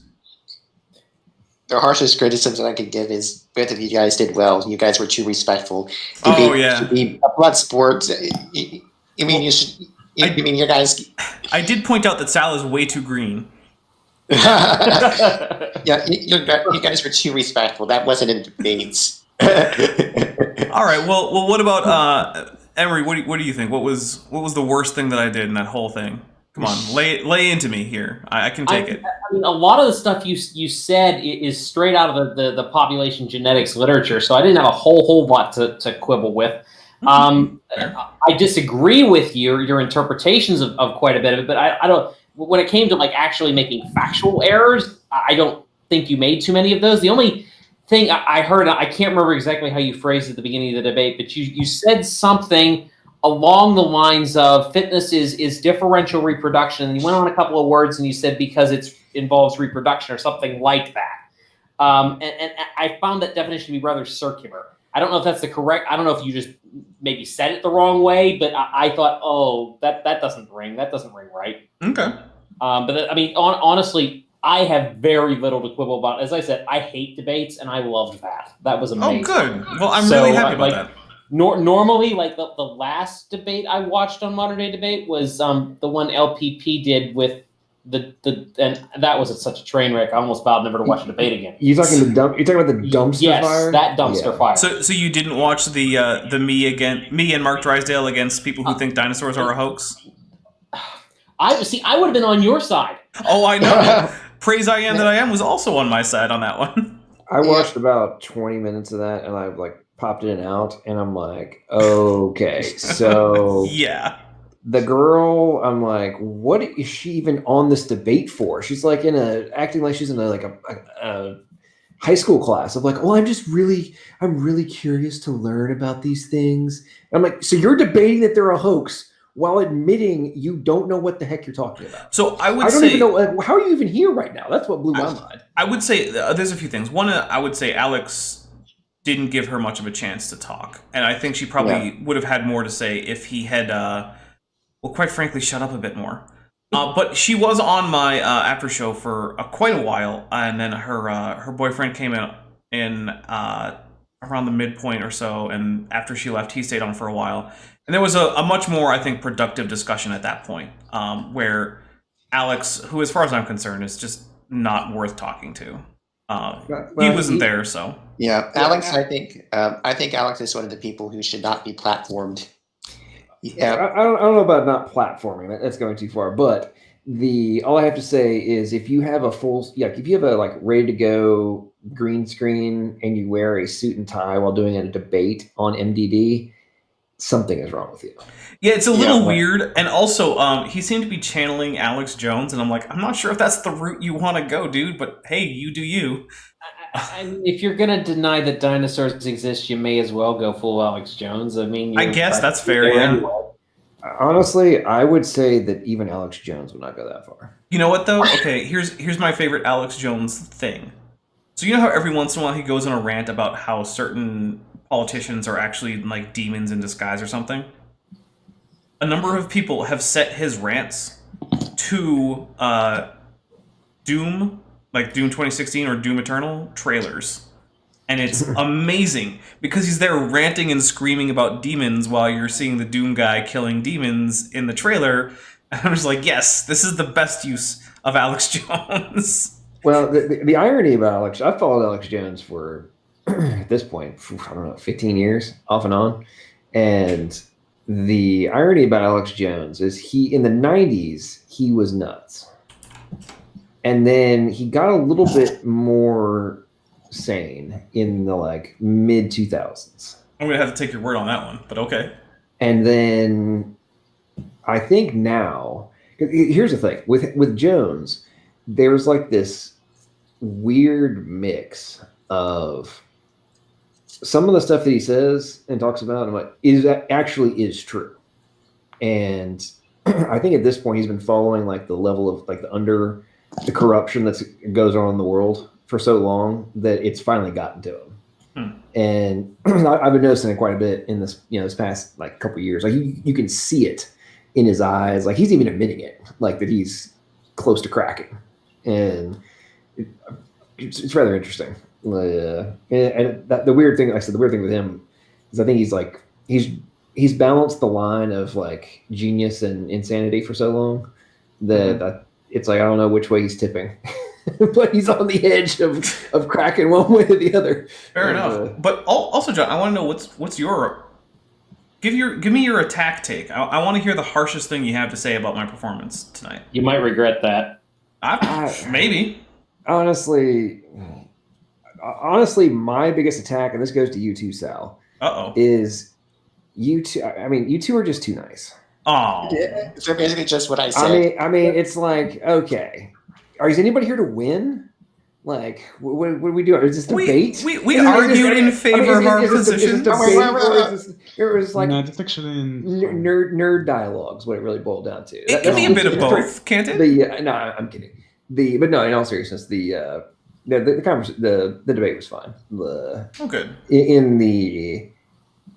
I do, however, think, and this applies to both of you, that there's not enough assertion of when you like actually think your opponent is wrong. Like I respect your opinion, and I think that I don't think you're trying to mislead anybody. Well, part of it is I don't think he is. No. Well, I know. I don't think Sal's trying to mislead people. Right? No, that's my all over again. I know. Well, I know you operate in perspective of like people, good faith and such. I think however, in the context of this overall topic, we are kind of discussing something that has a modicum of importance in relation to our very existence. So it's like, okay, let's pick one. And I think one of the other aspects of this, where I'm going with all this, is, and Tim, I don't think this, correct me if I'm wrong, I don't think you're like a hardcore atheist or anything of that nature, right? You're more of a kind of, you don't know, right? So I actually don't answer questions about my religious views or lack thereof, mostly because I have yet to talk about anything where I thought it was relevant. So I'm very much open to whatever metaphysical implications come out of scientific conclusions or even other arguments.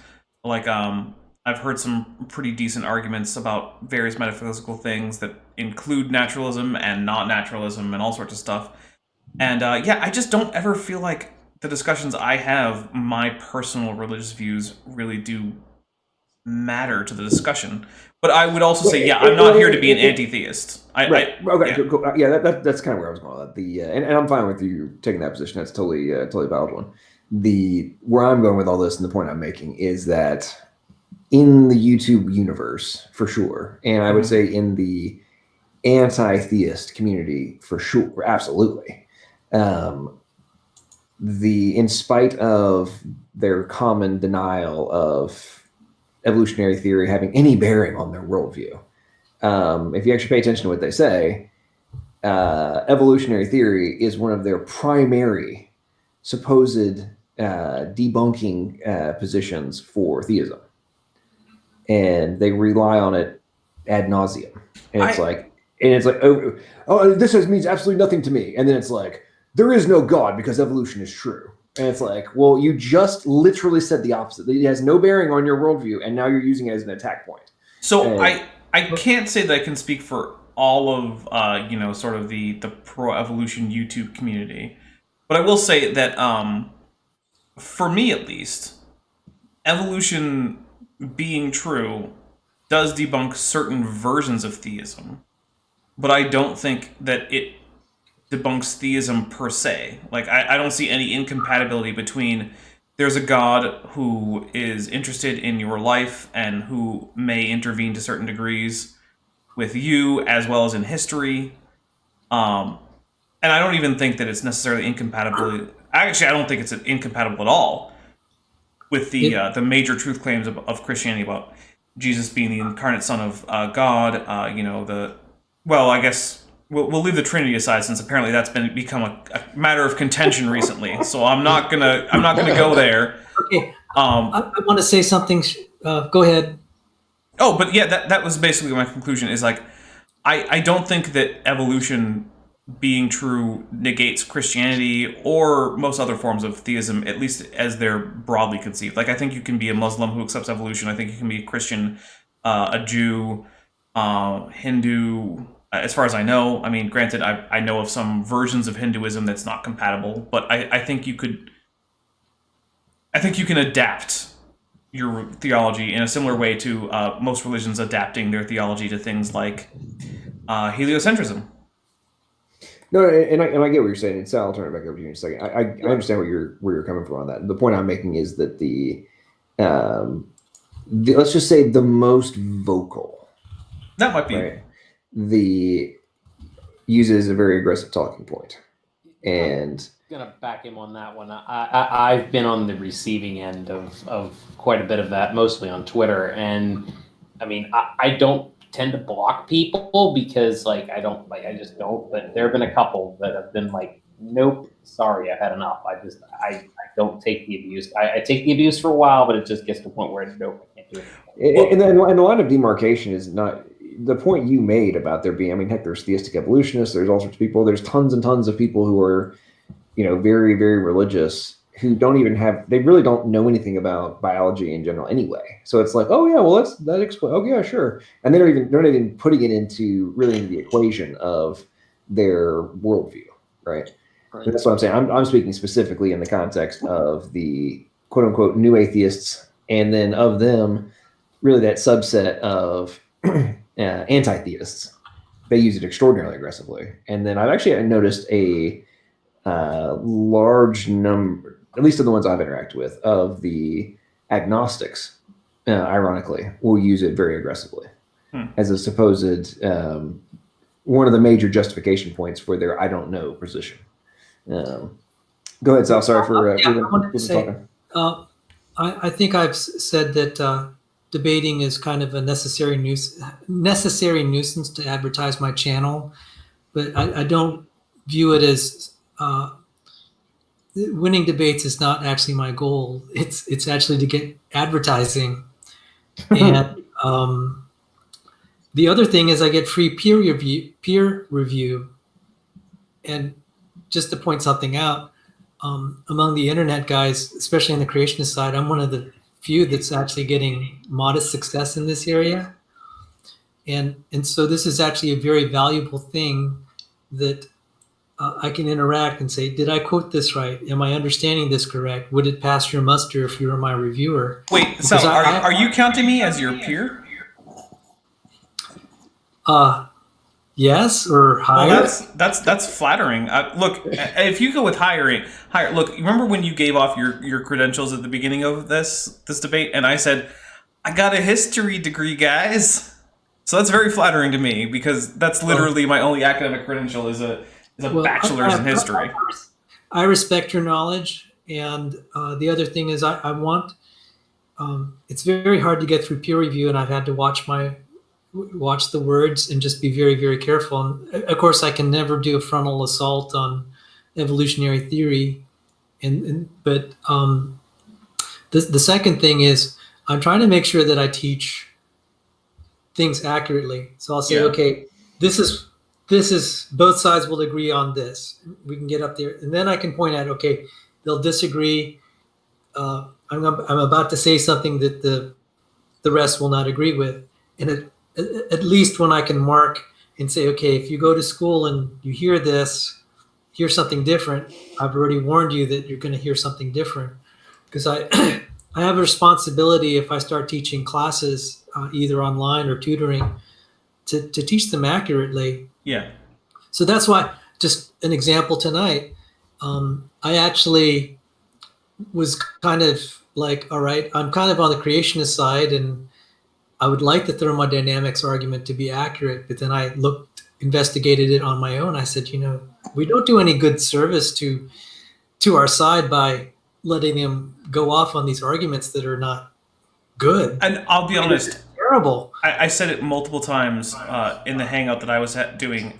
I appreciate really, really a lot, not only that you have rejected that argument, but that you actually knew the answer to my question that everyone who makes the argument doesn't, which is, how do you measure entropy? What are the units? And you actually knew it, which is like a first for me. So thank you so much. It was so refreshing. Yeah. Well, it's actually dimensionless. It is, yeah. But a lot of people don't know that because it's like, but we don't need to go there. But the point is, my role in these debates is for advertising. People are expecting me to try to win and just bully the other guy, and just no, this is not accomplishing what I need to do. I need to learn, and I need to teach things accurately, because if I can identify what's good, and people on the other side says that's good, I may disagree with your final conclusions, but if they don't identify where I've said something fundamentally wrong, I said, okay, I have something that'll pass muster. I can teach someone biology, and I can in good conscience say they should do well in school. Yeah, by the way, I'm happy with that. So real quick, I have to end my stream pretty soon because I try to keep these under 2 hours for both the sake of people who watch them afterwards, as well as because YouTube really hates to upload more or to process more than 2-hour videos. So I just want to say to my audience, thank you for coming by, thank you for watching, and a special thank you to all the people who super chatted. But I am out, but I'm going to stay on this hangout here. So if you're watching on Sal's channel, I'm going to be hanging out here for a while longer. But just to all the people who are on my channel, thank you very much. Please go to Sal's channel to continue watching. And later on, I'm going to grab the link for this, and it'll be in the description of this video. So that way you can go and watch Sal's version of After Show and get as much After Show as possible, basically. Yeah. By the way, Sal, one thing I will say that I really appreciate you doing is that I really think that you are honestly searching and honestly are doing in good faith. I think I really appreciate that you're willing to say, hey, this